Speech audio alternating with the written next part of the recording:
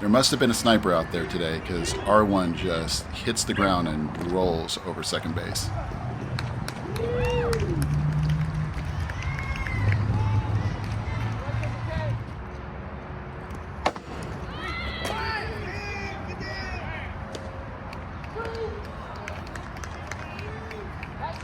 This is a really good effort by the catcher trying to retire R1 on a wild pitch, but unfortunately, while the throw was there, the shortstop wasn't.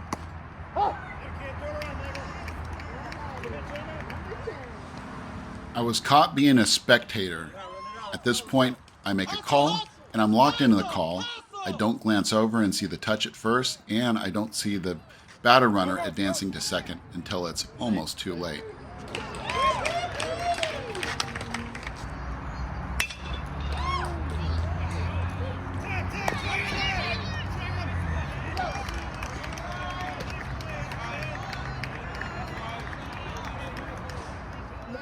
And this is why we don't take our eyes off the ball. You never know what they're going to try.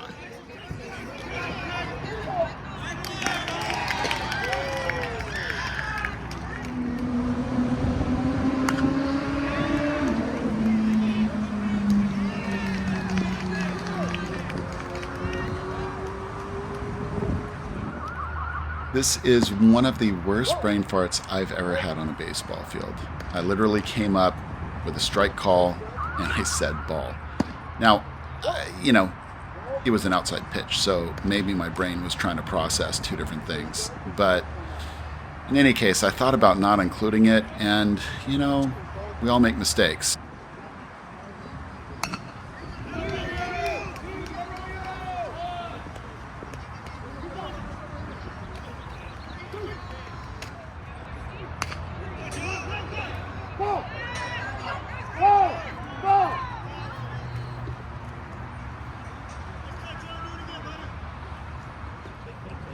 Inexperienced pitchers often make the mistake of taking their signs from a set position, and when they move to their final set, they've committed a balk.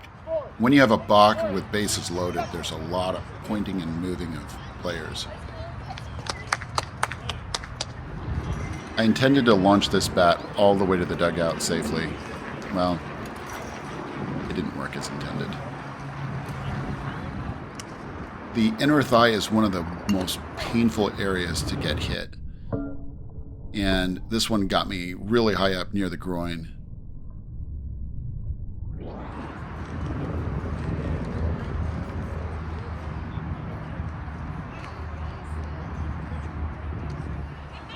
Here's an example of runner's lane interference. Now, this one was really tricky to call because both feet were really close to the line.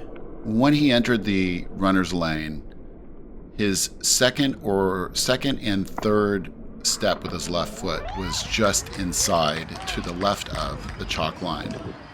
Of course, it doesn't help matters that at the very end, when he went to touch first base, he intentionally came in and contacted the first baseman.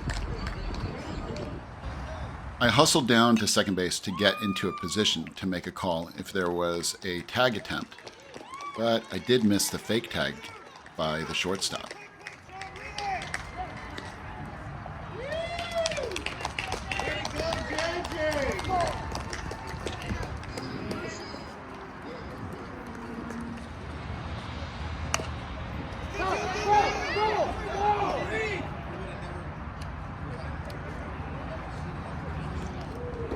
This was a heads-up play by the catcher, recognizing that R2 was way off the bag. He got caught in a rundown and ended up being called out for being out of the base path. Earlier, someone bumped my camera, and I no longer have a view at first base. Now, this is a fly ball hit to shallow left, and it was dropped. I pointed and signaled obstruction by the first baseman, but based on where the ball is on a type B obstruction call, that's not an automatic base award, and since there was no chance that he would have made it to second, he remained at first.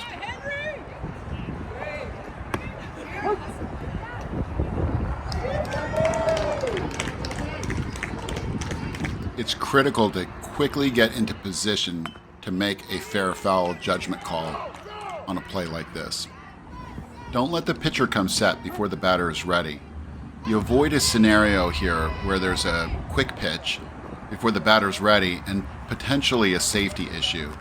You do not want the batter getting pegged before he's even looking at the pitcher.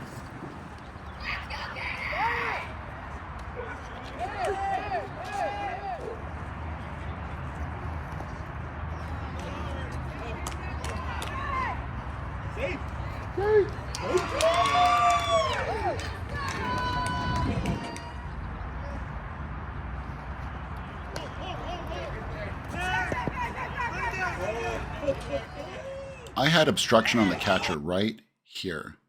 Let me know in the comments if you agree with my call, and bonus points if you can spot the error in the application of the obstruction rule.